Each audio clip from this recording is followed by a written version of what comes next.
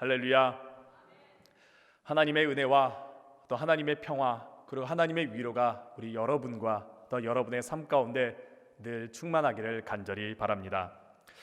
어제 중앙재난안전대책본부에서 연말연시 특별방역대책을 발표하였습니다.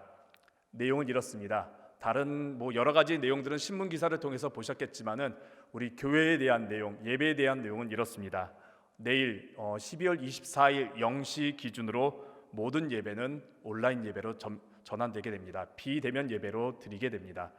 그렇기 때문에 내일 새벽 예배부터는 온라인 예배로 드리시게 됩니다. 그리고 성탄절과 그리고 송구영신 예배도 마찬가지로 온라인으로 드리시게 됩니다. 내일 모레 있을 성탄절 예배는 온라인으로 오전 7시 1부, 2부 오전 9시, 3부 오전 11시 세 차례에 걸쳐서 온라인 예배로 드립니다.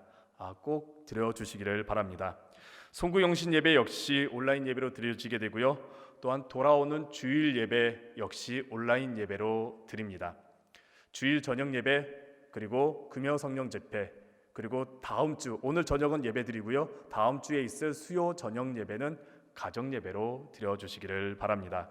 이것은 2021년 새해 1월 3일 주일까지 적용됩니다. 새해 신년 예배까지는 온라인 예배로 드려주시기를 바랍니다. 참 어려운 시기에 있습니다. 예배를 드리지 못하고 또 함께 모여가지고 함께 예배드리지 못하기에 참 마음이 아픈 분들도 많이 계실 겁니다. 온라인 예배를 드리시며 위로받으시길 바라고 힘내시기를 간절히 바랍니다. 우리는 지금 대강절기를 지금 보내고 있습니다. 예수님을 기다리고 또 성탄을 준비하고 예수님께서 이 땅에 오심을 소망하는 그러한 대강절기를 우리가 지금 보내고 있습니다. 우리는 지금 예수님을 기다리고 있습니다. 어떤 예수님을 우리가 기다리고 있나요? 우리가 주일날 담임 목사님을 통해서 우리 세 가지의 왕이 오시리라 라는 말씀을 들었습니다. 첫 번째, 소망의 왕이 오시리라. 두 번째, 평화의 왕이 오시리라. 세 번째, 사랑의 왕이 오시리라 라는 그 제목으로 우리가 예수님께서 이 땅에 오시기를 사랑의 왕으로, 평화의 왕으로, 그리고 소망의 왕으로 오시기를 우리가 바라며 소망하며 기다리며 말씀을 나누었습니다. 특별히 지금 더욱더 그런 예수님, 소망의 예수님, 또한 평화의 예수님, 사랑의 예수님이 오기를 간절히 바라고 있습니다. 코로나19로 말미암아 우리가 지금 어떻게 살아가고 있습니까? 세상은 많이 불안해하고 있습니다. 점점 더 어두워지고 있습니다. 그리고 더욱더 메말라 가고 있습니다.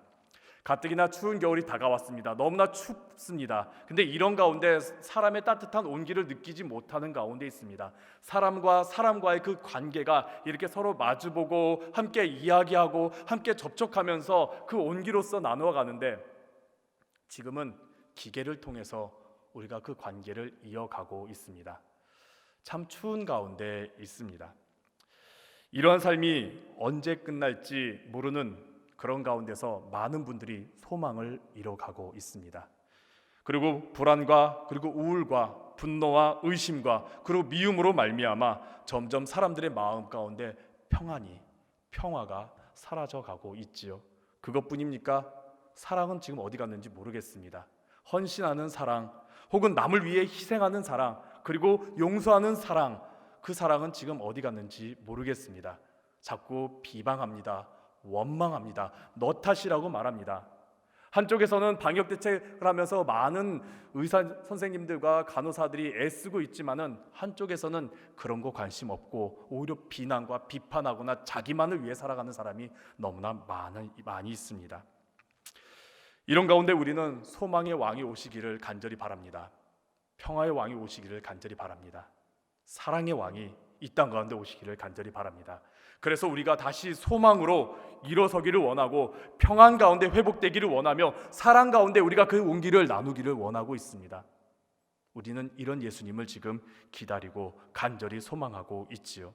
그리고 분명 예수님은 우리의 삶 가운데 또한 이 지역에 우리나라에 또한 이 세계에 오셔서 이 모든 문제를 해결해 주실 줄로 믿습니다. 우리가 지금 기다림의 시간을 가지고 있습니다. 그렇다면 이 기다림을 어떻게 준비하느냐가 굉장히 중요하겠지요. 그냥 가만히 기다린다고 해서 그 기다림이 해결되지는 않습니다. 예를 든다면은 우리가 어린아이를 정말 태에 있는 아기를 기다릴 때 어떻게 기다립니까? 알아서 커게 하겠지, 알아서 잘 되겠지, 알아서 태어나겠지. 물론 그럴 수도 있겠지만은 우리는 그 아이가 태어나는 것을 기다리면서 준비합니다. 이 아이가 태어나서 어떻게 해야 할지, 우리가 어떤 옷을 준비해야 될지, 그리고 또한 장난감은 어떤 것을 해야 될지 우리는 준비하며 기다립니다. 그렇기 때문에 기다리는 것에 대해서는 준비한다라는 것이 함께 동반되는 것을 우리가 볼 수 있습니다. 만약에 준비하지 못한다면 갑작스럽게 일어난 일들로 혹은 예상치 못한 일들로 우리는 더욱더 혼란스러울 수밖에 없지요. 그래서 마태복음 25장에 기름을 준비한 지혜로운 처녀, 그리고 기름을 준비하지 못한 미련한 처녀, 그 이야기를 보면서 기다릴 때에 준비되는 것이 중요함을 우리가 말씀을 통해 볼 수가 있습니다. 그렇다면 우리가 잘 준비하기 위해서는 어떻게 준비해야 할까요? 아까 자녀를 기다릴 때 잘 준비해야 된다 그랬는데, 그렇게 준비할 때 정말 중요한 게 무엇이지요? 그 아이의 성별이 중요하지요. 그 아이가 남자아이인지 여자아이인지 성별이 중요하지요. 그 아이가 어떤 아이인지 정말 중요하지요. 스포츠 경기에서도 마찬가지입니다. 스포츠 경기에 임할 때에 정말 열심히 준비합니다. 자기 체력도 준비하고요, 또한 자기 컨디션도 준비하고요, 여러 가지 많은 것도 준비하지만 정말 중요한 준비가 뭐냐면은 상대방이 누구인지, 상대방이 어떤 정보를 갖고 있는지, 상대방이 어떤 실력을 갖고 있는지가 정말 중요합니다. 이는 사업을 하시는 분들도 마찬가지일 것입니다. 사업을 정말 잘 준비하기 위해서는 내가 그 사업을 하는 대상이 어떤 자인지를 우리가 잘 알아야지 우리가 그 사업을 잘 유지할 수 있는 것이지요. 그렇게 우리는 잘 준비하기 위해서, 정말 잘 기다리기 위해서 우리가 지금 준비해야 될 대상이 누구인지 무엇인지 우리는 잘 알아야 할 것입니다. 그렇다면 우리가 지금 예수 그리스도께서 이 땅에 오시는 대강절기, 예수님을 기다리는 이 절기에 우리가 정말 잘 준비하기 위해서는 예수님이 누구신지 우리는 잘 알아야 할 것입니다. 예수님이 누구십니까? 이에 대해서 성경에서는 많은 말씀들이 이를 증거하고 있습니다. 예수님께서 누구이신지 많은 성경의 본문들이 증거하고 있죠. 특별히 오늘 함께 읽었던 요한복음, 이 본문은 주제가 예수님이 누구신가입니다. 다른 공간복음서 마태복음, 마가복음, 누가복음은 주된 주제가 예수님께서 말씀하신 하나님 나라가 어떻게 임하는지, 어떻게 되는 건지 거기에 대해서 초점을 맞추고 있습니다. 예수님의 말씀에 초점을 맞추고 있지요. 반면에 요한복음은 초점을 맞추는 것이 무엇이냐면은 예수님이 누구신지에 대해서 초점을 맞추고 있습니다. 그래서 요한복음을 쭉 읽다 보면은 예수님이 누구신지에 대해서 이렇게 말하고 있습니다. 요한복음 6장에서는 예수님께서 본인이 나는 생명의 떡이다 라고 말씀하시지요. 그리고 이어서 8장에서는 나는 세상의 빛이다 라고 말씀하십니다. 그리고 10장에서는 양의 문이다, 그리고 선한 목자다 라고 말씀하시며 11장에는 나는 부활이요 생명이다 라고 말씀하십니다. 14장에서는 나는 길이요 진리요 생명이니요 라고 말씀하시고, 그리고 15장에서는 나는 참 포도나무다 라고 예수님께서 말씀하십니다. 물론 공간복음서에서도 예수님이 누구신지에 대해서 말합니다. 어떤 장면입니까? 예수님께서 길을 가다가 제자들에게 묻습니다. 너희는 나를 누구라 하느냐? 이에 베드로가 이렇게 고백하지요. 주는 그리스도시요 살아계신 하나님의 아들이시니이다. 그러나 이것은 베드로의 고백이었습니다. 예수님께서 직접 말씀하신 것이 아니었지요. 대신 요한복음에서는 예수님께서 직접 나는 누구이다 라는 말씀을 계속해서 반복해서 말씀하십니다. 그렇기 때문에 오늘 우리가 함께 나누고자 하는 본문이 요한복음 1장이며 또한 요한복음 1장이 그 요한복음 전체에 대한 서론이기 때문에, 요약본이기 때문에 우리가 함께 요한복음 1장을 나누면서 우리가 기다리는 예수님이 누구신지에 대해서 알아가 보도록 하겠습니다. 우리 함께 1절에 있는 말씀 함께 읽도록 하겠습니다. 요한복음 1장 1절입니다. 태초에 말씀이 계시니라. 이 말씀이 하나님과 함께 계셨으니 이 말씀은 곧 하나님이시니라. 아멘. 보통은 누군가를 소개할 때 그 사람의 배경에 대해서 소개하지요. 그 사람이 어떤 배경을 가지고 있는지, 그 사람이 어떤 출신 배경을 가지고 있는지, 그 사람의 주변은 어떤 사람인지, 그 사람의 고향이 어떠한지에 대해서 말하고 있습니다. 그래서 마태복음에서는 예수님에 대해서 소개할 때 족보가 나옵니다. 예수님께서는 어떤 집안 배경에 있으신지 족보가 나옵니다. 누가복음도 족보가 나오긴 하지만 누가복음 1장에서는 그게 중요한 게 아니라 예수님께서 어떤 자들 가운데 태어나셨으며 어떤 배경 가운데 태어나셨는지를 말씀하고 있죠. 정말 낮은 자들 가운데 태어나심을 보여주고 있습니다. 그런데 요한복음에서는 예수님에 대해서 소개하는데 갑자기 태초라는 단어를 처음부터 사용하고 있습니다. 다른 걸로 소개하면 좀 더 우리가 쉽게 다가갈 수가 있을 텐데 요한복음 1장에서는 태초라는 단어를 사용하고 있습니다. 마치 창세기 1장 1절에 있는 말씀을 떠오르게 하는 것이지요. 왜 이렇게 처음부터 태초라는 단어를 썼을까요? 이에 대해서 3절에서는 이렇게 말하고 있습니다. 만물이 그로 말미암아 지은 바 되었으니 지은 것이 하나도 그가 없이는 된 것이 없느니라. 예수님께서는 이 땅 가운데 그냥 태어나신 것이 아니라 태초에 하나님과 함께 계셨고 그분과 함께 이 땅을 창조하셨으며 그분과 함께 말씀으로 이 땅을 주관하셨고 창조하셨다라는 것입니다. 그래서 요한복음에서는 예수님을 소개할 때 이 땅의 창조주, 이 땅의 주인, 이 땅의 주관자임을 말씀하고 있는 것입니다. 그래서 11절에서는 이렇게 말하고 있지요. 자기 땅 그리고 자기 백성. 예수님께서는 이 땅의 이 세상의 주인이시고 예수님께서는 우리 모두의 주인이 되시는 분이심을 말씀하고 있습니다. 그리고 14절에서 말씀이 육신이 되어 우리 가운데 거하시매라고 말씀하면서 우리와 함께 하신 예수님은 태초에 이 세상을 창조하시며 동시에 이 세상의 주인이 되시는 분임을 말씀하고 있습니다. 그리고 무엇보다 예수님은 말씀 그 자체라고 오늘 본문에서 소개하고 있습니다. 이를 좀 더 자세하게는 히브리서 1장 1절부터 2절에서 이렇게 말하고 있습니다. 우리 함께 히브리서 1장 1절부터 2절까지 있는 말씀 함께 읽도록 하겠습니다. 옛적에 선지자들을 통하여 여러 부분과 여러 모양으로 우리 조상들에게 말씀하신 하나님이 이 모든 날 마지막에는 아들을 통하여 우리에게 말씀하셨으니 이 아들을 만유의 상속자로 세우시고 또 그로 말미암아 모든 세계를 지으셨느니라. 아멘. 예수님께서 이 땅에 오시기 전에는 예언자를 통하여 선지자를 통하여 많은 말씀들이 예수 그리스도를 부분적으로 증거하였습니다. 많은 말씀들이 예수님을 증거하고 있었습니다. 근데 그 말씀이신 예수님께서 직접 이 땅에 오셔서 우리에게 주신 그 모든 말씀을 온전하게 완전하게 하셨다라고 말씀하고 있습니다. 예수님은 성경의 모든 말씀을 담고 계신 분이십니다. 그리고 태초부터 계속 우리에게 말씀하셨던 그 분이 이 땅 가운데 그 분이 오신 것입니다. 하나님의 말씀과 함께 하신 분이시고 하나님의 말씀이신 분이 이 땅 가운데 오셨다라는 것이죠.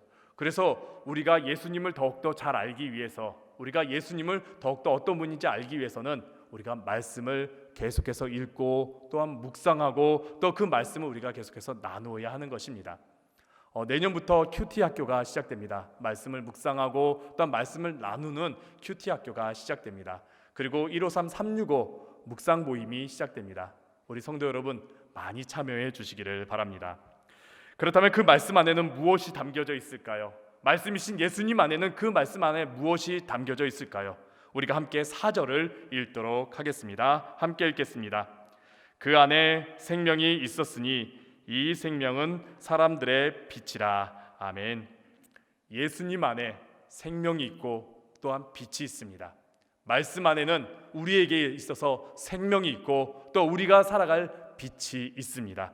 예수님은 즉 생명이시고 빛이십니다. 우리가 준비하고 기다려야 할 분은 누구냐면 생명의 빛이신 예수님이십니다. 이를 좀 더 자세히 알기 위해서 이사야서 9장 2절에서는 이렇게 말씀하고 있습니다. 흑암에 행하던 백성이 큰 빛을 보고 사망의 그늘진 땅에 거주하던 자에게 빛이 비치도다. 빛은 생명과 연관되어 있습니다.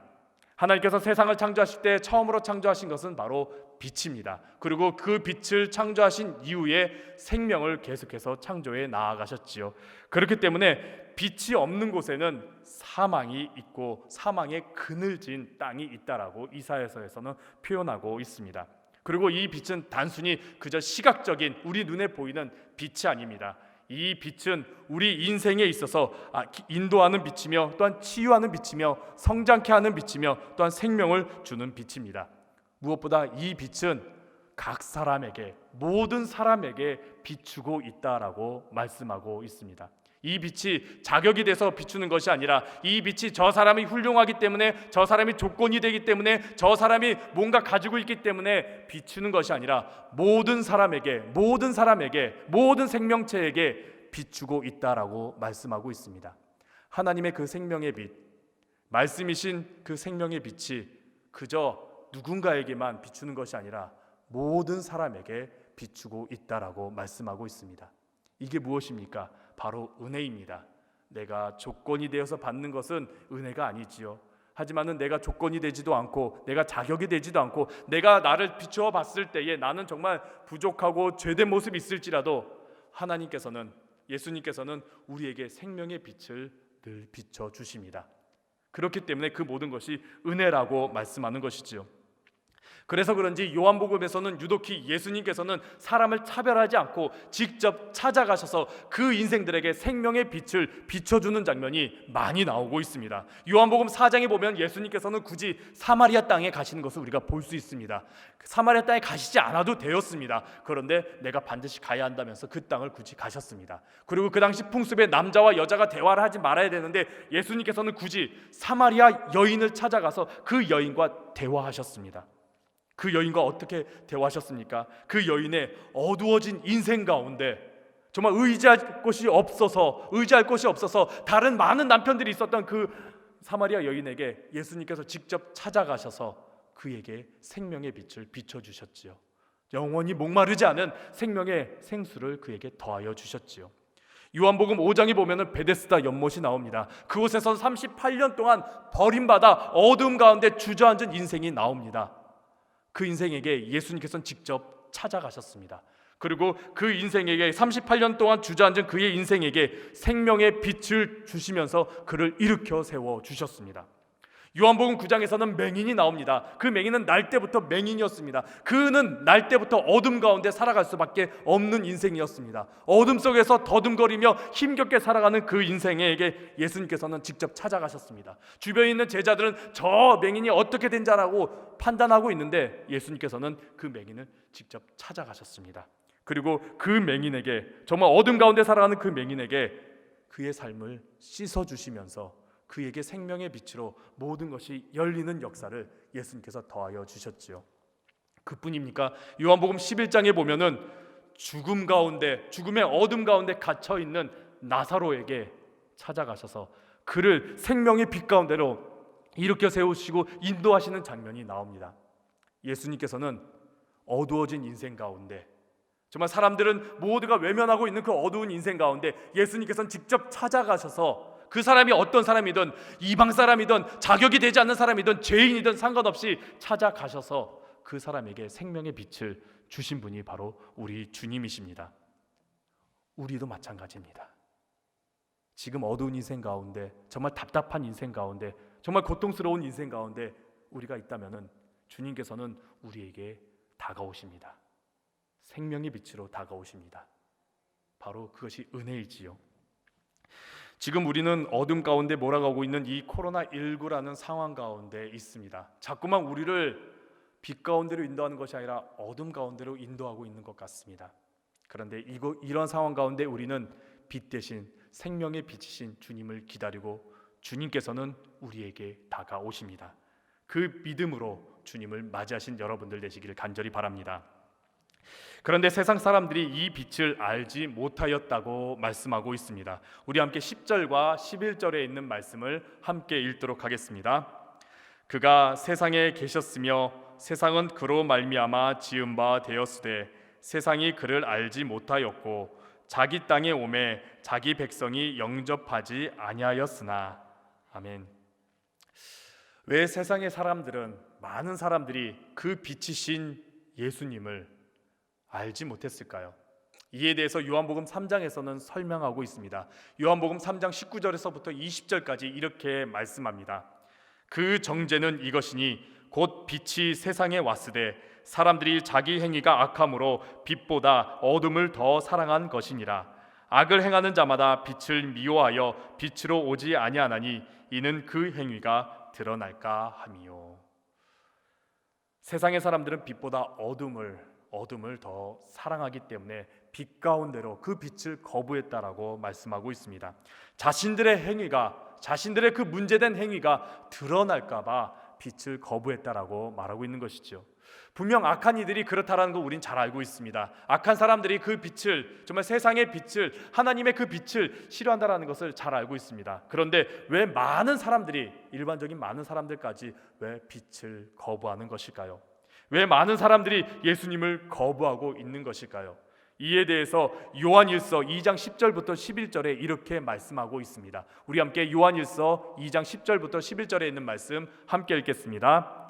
그의 형제를 사랑하는 자는 빛 가운데 거하여 자기 속에 거리낌이 없으나 그의 형제를 미워하는 자는 어둠에 있고 또 어둠에 행하며 갈 곳을 알지 못하나니 이는 그 어둠이 그의 눈을 멀게 하였음이니라. 아멘. 이웃을 사랑하지 못하기 때문에 우리와 가까이 있는 혹은 저 멀리 있는 우리의 이웃들을 사랑하지 못하기 때문이다라고 말합니다. 우리의 이웃은 누구입니까? 그저 가까이 있는 사람입니까? 나와 마음이 맞는 사람입니까? 나와 생활 수준이 동등한 사람입니까? 그렇지 않습니다. 모든 사람이 이웃입니다. 세상에 있는 모든 사람이 이웃입니다. 예수님께서 세상의 모든 사람들에게 차별 없이 구별 없이 빛을 비추어 주셨듯이 우리 역시 우리의 이웃들을 차별 없이 구별 없이 사랑해야 하는 것입니다. 우리가 미워하는 이들도, 또 우리가 거부하는 이들도, 또 우리에게 있어서 참 불편한 이들도, 심지어 원수까지도 우리는 사랑해야 하는 것이지요. 그런데 세상 사람들은 어떻게 그렇게 할 수 있느냐고 반문합니다. 그리고 세상 사람들은 굳이 그렇게 살아야 하냐고 거부합니다. 그건 아닌 것 같다라고, 그리고 내가 할 일은 아니라면서 거부하는 것을 우리가 보게 됩니다. 세상은 빛을 거부하는 것을 우리가 보게 되지요. 결국 어둠으로 눈이 멀어 주님이 오셔도 맞이할 수 없는 것이 2000년 전이나 지금이나 마찬가지인 것입니다. 그렇다면 우리가 어떻게 해야 하겠습니까? 어떻게 우리가 기다리며 준비해야 될까요? 단순히 상대방을 아는 것만으로도 준비된 것이 아닙니다. 준비는 움직이는 것입니다. 그렇다면 우리가 어떻게 움직이며 준비하며 기다려야 하는 것일까요? 이에 대해서 오늘 본문에서는 두 가지를 말하고 있습니다. 그의 첫 번째가 바로 12절에 있는데 함께 12절에 있는 말씀 함께 읽도록 하겠습니다. 영접하는 자 곧 그 이름을 믿는 자들에게는 하나님의 자녀가 되는 권세를 주셨으니. 아멘. 영접해야 한다라는 것이지요. 예수님을 믿어야 한다라는 것입니다. 그 예수님이 어떤 분이십니까? 태초에 계셨고 이 땅의 주인이시며 나의 주인이시며 또 모두에게 빛을 비춰주시는, 은혜를 더하여 주시는 분, 나의 인생을 구원하여 주시는 분, 모든 세상 사람들의 인생을 구원하시려는 분, 우리가 그분을 믿어야 한다라는 것입니다. 그분을 영접해야 한다라는 것입니다. 우리의 인생 한가운데 그분을 모시며 살아가야 한다라는 것이지요. 그래서 우리는 사도신경에서 이렇게 고백하지요. 천지를 창조하신 하나님 아버지를 믿습니다. 그리고 이어서 우리는 이렇게 고백합니다. 우리를 죽음의 죄에서 사해 주시고 또한 생명을 주심을 우리는 고백합니다. 우리에게 생명을 주시는 분임을 우리는 고백하고 믿습니다. 우리는 그 믿음으로 주님을 우리의 삶 가운데 모시며 주님을 바라봐야 하는 것이지요. 우리는 믿음으로 살아가야 한다는 것입니다. 그리고 두 번째의 모습은 7절에서 나타내고 있습니다. 우리 7절에 있는 말씀 함께 읽도록 하겠습니다. 그가 증언하러 왔으니 곧 빛에 대하여 증언하고 모든 사람이 자기로 말미암아 믿게 하려 함이라. 아멘. 두 번째는 우리는 그것을 증언해야 합니다. 우리가 준비하기 위해서 해야 될 것은 우리가 영접하고 믿는 것과 이어서 우리가 증언하는 삶을 살아가야 하는 것입니다. 세례 요한은 예수님을 증언하며 예수님의 오심을 준비하였습니다. 말씀이신 주님을 선포하면서 그는 예수님을 준비하였던 것이죠. 빛이신 주님을 우리 또한 증거하면서 살아가야 합니다. 그렇다면 어떻게 우리가 증언하면서 살아갈 수 있을까요? 물론 복음을 우리가 증거하면서 세상 사람들에게 복음을 전하면서 우리가 준비할 수 있겠지요. 근데 이 증언에 대해서 요한 복음이기 때문에 요한일서에서는 이렇게 말합니다. 증언하는 것이라는 것은 바로 우리의 이웃을 사랑하는 것임을 말하고 있습니다. 우리의 이웃을 우리가 사랑할 때 비로소 우리가 하나님의 자녀임을 나타낸다라고, 비로소 우리가 하나님의 모습을 나타낸다라고 말씀하고 있습니다. 그렇기 때문에 우리가 주님을 기다리며 또한 우리가 준비하기 위해서 우리가 해야 할 것은 바로 이웃을 사랑하는 것입니다. 예수님께서 이 세상 모든 사람들에게 빛을 비추었듯이 우리 역시 이 세상 모든 사람들을 사랑할 수 있도록 우리가 해야 한다라는 것입니다. 이것이 바로 주님을 준비하며 기다리는 모습입니다. 그럴 때에 우리가 이렇게 예수님을 준비하며 또한 우리가 기다릴 때 주님께서 우리에게 더하여 주시는 것이 있습니다. 우리 함께 16절에 있는 말씀 함께 읽도록 하겠습니다. 우리가 다 그의 충만한 데서 받으니 은혜 위에 은혜로라. 아멘. 은혜 위에 은혜로라. 더 쉽게 말씀드리면은 충만한 은혜를 우리가 받게 된다라는 것입니다. 우리가 주님을 기다릴 때에, 우리가 주님을 정말 준비하며 기다릴 때에 주님께서는 우리에게 은혜를 더하여 주십니다.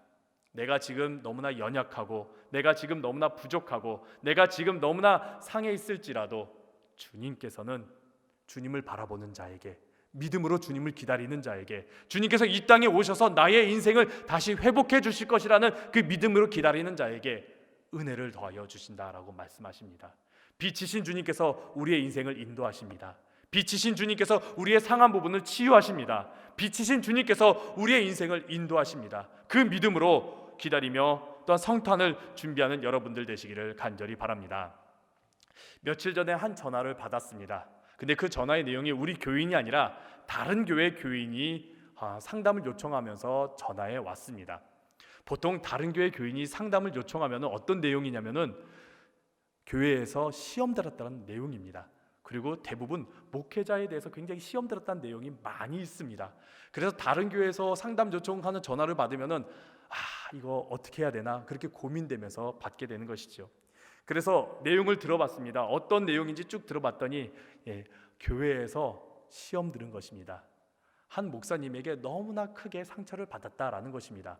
그래서 도대체 어떤 일인가 이야기를 들어봤는데 내용은 그렇게 큰 내용은 아니었습니다. 자기가 좀 아팠는데, 자기가 너무 아팠는데 그것을 알아주시지 않다더라. 내가 너무 아팠는데 위로의 말씀 한 번도 주시지 않더라. 그거 하나로 너무나 큰 상처 받았다라는 것이죠. 그 말을 들으면서 지금 코로나19 때에 나도 우리 성도들, 우리 교구 성도들을 내가 알아주지 못하면 이런 상처 받을 수도 있겠구나, 그런 마음도 받으면서 동시에 이분이 너무 큰 게 아니라 작은 것 가지고 이렇게 상처 받으신 거 어떻게 해야 되나 고민스러웠습니다. 그러면서 그분의 이야기를 계속 듣는데 결국에는 교회를 나왔다 그러시더라고요.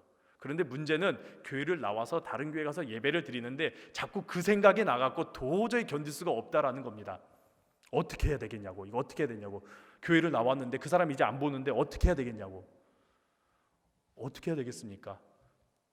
다른 방법 없더라고요. 그분 위해서 좀 기도 좀 해보세요. 그분 위해서 좀 기도하세요. 그분을 사랑할 수 있도록 한번 노력하세요. 미워하면은 계속해서 그 상태로, 그 미움의 상태 계속 유지되고 잊혀졌다 하면은 몇 년 뒤에 또 다시 불쑥 튀어 오를 수 있기 때문에 그러면 안 된다고. 기도하시라고. 그분을 위해서 좀 기도하시라고. 그분을 위해서 좀 사랑하도록 노력하시라고. 그랬을 때 그분의 성도님의 인생이 다시 생명 가운데 갈 수 있다라고. 말씀을 나누면서 저 역시도 마찬가지였던 것 같습니다. 누군가를 미워하면은, 누군가에 대해서 상처받았다고 그 사람을 싫어한다라면은 나 역시 죽음 가운데로, 어둠 가운데로 빠져들게 되지요. 하지만은 우리가 이웃을 사랑하고 나에게 상처 주었더라도, 나에게 미움이 되었더라도 그 사람들을 사랑하고 그 사람을 위해서 기도할 때 나 역시 내 안에 생명이 넘치는 것을 보게 됩니다. 오늘 말씀을 기억하시면서 우리가 예수님을 기다리고 또 우리 예수님을 준비하며 기다리는 우리 가운데 믿음과 사랑이 여러분 가운데 충만히 임하기를 간절히 바랍니다. 부족하지만은, 연약하지만은 그럼에도 우리가 주변에 있는 이웃들을 사랑하면서 우리가 주님을 기다리시길 바랍니다. 무엇보다 내 인생 가운데 빛으로 오시는 주님을 믿음으로 기다리면서 주님을 기다리시는 여러분들 되시기를 간절히 바랍니다.